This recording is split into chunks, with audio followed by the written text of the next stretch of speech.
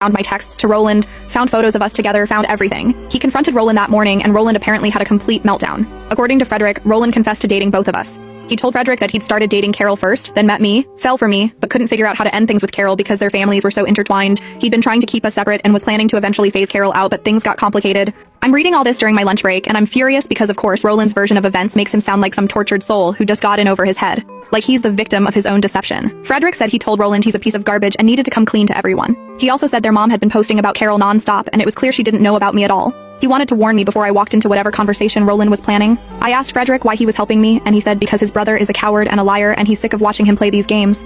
Also, apparently Roland borrowed money from Frederick months ago, claiming he needed it for a work certification course. But Frederick found out later he'd actually used it to take Carol on a weekend trip. So there was some sibling resentment there too. This was a lot to process during a 30-minute lunch break. I thanked Frederick for telling me and said I'd be talking to Roland later. He made me promise to not let Roland gaslight me, and I said trust me, I won't. The rest of my shift dragged. Every time my phone buzzed I expected it to be Roland, but he'd actually stopped texting after our morning call.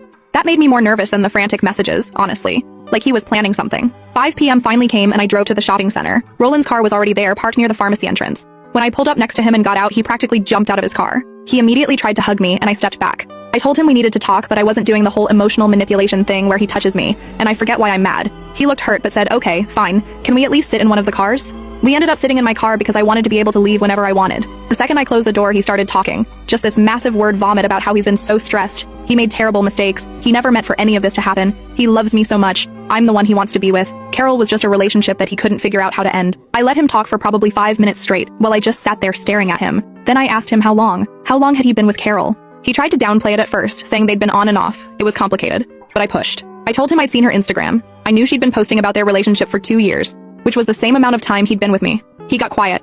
Then he admitted that yes, technically they'd been together that long, but it wasn't serious with her until after he met me. Which made no sense, but okay, Roland. Sure. I asked him about the wedding, about his suit jacket on her shoulders and him kissing her temple and sitting at the family table with her, about his mom commenting about her being a future daughter-in-law. He looked like he wanted to die.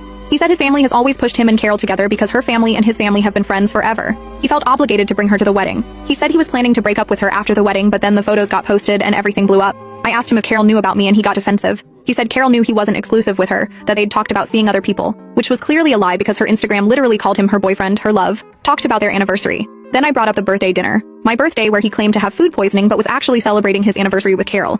He tried to say he got the dates mixed up. It was a misunderstanding, but I could see in his face that he knew he was caught.